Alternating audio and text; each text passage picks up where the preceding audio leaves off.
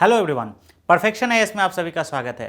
Friends, आज BPSC prelims का exam हुआ और आप सभी ने जिन्होंने अच्छे तरीके से कॉन्सेप्चुअली टेक्स्ट बुक को स्टडी किया होगा, अच्छे तरीके से क्लास नोट्स को पढ़ा होगा, उन सभी का एग्ज़ाम निश्चित रूप से बेहतर गया होगा। आज के एग्ज़ाम के बारे में दो चार बातें जो मैं आप लोगों के साथ शेयर करना चाहूँगा। सबसे पहली बात तो कि जो मैं पहले से कहता आया हूँ कि आपको सब्जेक्ट कॉन्सेप्चुअल क्लैरिटी के साथ पढ़ना पड़ेगा, क्योंकि ये कमीशन का एग्ज़ाम है और पहली बार बहुत दिनों के बाद ऐसा मुझे लग रहा है कि जो बीपीएससी ने एग्ज़ाम लिया है उसमें काफ़ी सारे कॉन्सेप्चुअल क्वेश्चंस को डाले हैं, यूपीएससी के तर्ज पे भी क्वेश्चंस को डाले गए हैं। तो निश्चित रूप से इस पूरे एग्ज़ाम के अंदर कॉन्सेप्चुअल क्वेश्चंस का जो सम नंबर है वो काफ़ी बड़ा है, जो कि पिछले साल के बीपीएससी एग्ज़ाम्स में नहीं देखा गया था।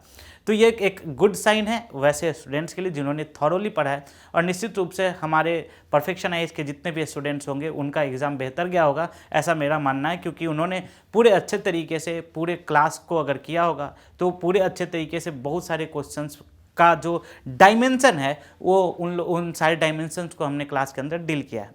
तो कुछ इंपॉर्टेंट टेक अवे है इस एग्ज़ाम का जो कि मैं आप लोगों के साथ शेयर करना चाहता हूँ उन स्टूडेंट्स के लिए जिन्होंने इस बार पेपर दिया है, और ऐसे स्टूडेंट्स के लिए भी जो कि आगे पेपर देने वाले हैं, उन सभी के लिए मैं कुछ चीज़ें शेयर करना चाहता हूँ। जैसे कि सबसे पहला जो इंपॉर्टेंट पॉइंट है वो ये है कि कॉन्सेप्चुअल क्वेश्चंस का जो नंबर है वो काफ़ी बड़ा है। ठीक है, डेफिनेटली कॉन्सेप्चुअल क्वेश्चंस का नंबर काफ़ी बड़ा है। क्वेश्चन का अगर हम लोग ओवरऑल देखें तो ये मॉडरेट टू टफ लेवल का था, है ना। बहुत सारे क्वेश्चंस मॉडरेट भी थे, लेकिन बहुत सारे ऐसे क्वेश्चंस भी थे जिनको आप लास्ट ईयर के पेपर के अकॉर्डिंगली आप उनको टफ कह सकते हैं, और जो कि काफ़ी हद तक यूपीएससी के जो पैटर्न है उससे रिजेंबल करते थे। दूसरा जो इम्पॉर्टेंट पॉइंट है कि मेंटल एबिलिटी के क्वेश्चंस जो हैं वो ऐड किए गए हैं। फैक्चुअल क्वेश्चंस की संख्या को कम किया गया है, ऑल्दो करंट अफेयर्स के सेक्शंस में अगर आप देखें तो फैक्चुअल क्वेश्चंस जो हैं वो काफ़ी ज़्यादा डाले गए हैं। लेकिन पहले जैसे पॉलिटिक्स से रिलेटेड क्वेश्चंस आते थे, उन सारे क्वेश्चंस को क्या किया गया है कि एलिमिनेट किया गया है, कम किया गया है। एक और बहुत बड़ा साइन ये दिखा है कि ज्योग्राफी के अंदर कॉन्सेप्चुअल क्वेश्चंस पहले भी पूछे जाते थे और इस बार भी कॉन्सेप्चुअल क्वेश्चंस पूछे गए हैं। लाइक कि एटमॉस्फेयर का जो क्वेश्चन था, ट्रोपोस्फेयर का क्षोभ मंडल का जो क्वेश्चन था, मैंने भी पहले भी क्लास के अंदर डील किया होगा, या जो भी क्वेश्चंस आपने देखा होगा, कॉन्सेप्चुअल बेस्ड क्वेश्चंस जो है वो काफ़ी ज़्यादा पूछे गए हैं। मैं पहले ही बोलता आया हूँ कि ज्योग्राफी में कॉन्सेप्चुअल क्वेश्चंस ही ज़्यादा पूछते हैं, तो ये आपको थोड़ा ध्यान रखना चाहिए।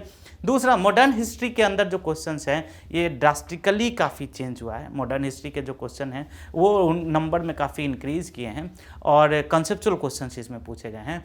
और अगर हम लोग क्वेश्चन के कंपोजिशन की बात करें तो क्वेश्चन का जो कंपोजिशन है वो more and less last year की तरह ही रहा है।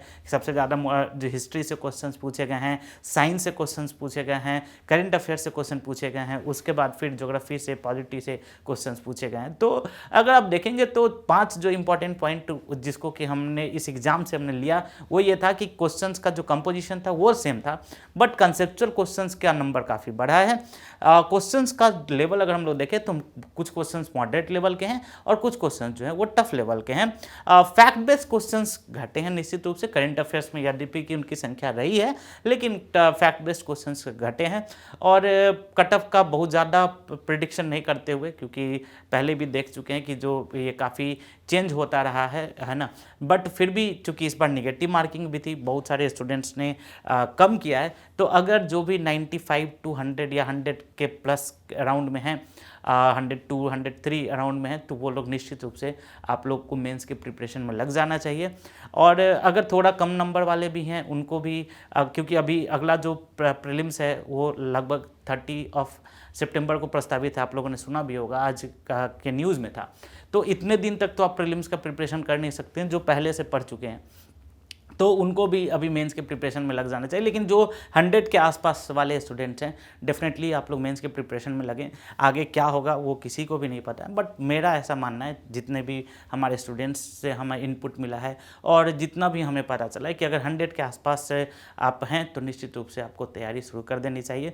एंड आई होप आप लोग अब थोड़ी देर में अपने अपने घरों पर पहुँचेंगे और निश्चित रूप से आज शाम तक या कल सुबह तक आंसर की भी जारी हो जाएगा, जैसा कि बीपीएससी ने लास्ट ईयर भी किया था। तो जैसे ही आंसर की जारी हो जाता है उसके बाद आप लोग 1-2 दिन आप लोग आराम कर लें और उसके बाद फिर अपने अपनी तैयारी में लग जाएं, क्योंकि जो स्टूडेंट्स होते हैं वो लगातार अपनी क्षमताओं के अनुसार क्षमताओं को बढ़ाते हुए, अपने कैपेसिटी को बढ़ाते हुए वो लगातार मेहनत करते रहते हैं। और इस पूरी जर्नी में हम भी आपके साथ रहेंगे, जैसा कि पहले भी रहते आए हैं, आगे भी हम आपके साथ रहेंगे। टिल देन आप लोग अच्छे नोट पे, अच्छी एनर्जी के साथ आप लोग अपने मेंस के प्रिपरेशन में लगे। टिल देन जो भी अगर कोई इश्यूज़ हैं आप हमसे शेयर कर सकते हैं। Till then take care, thank you.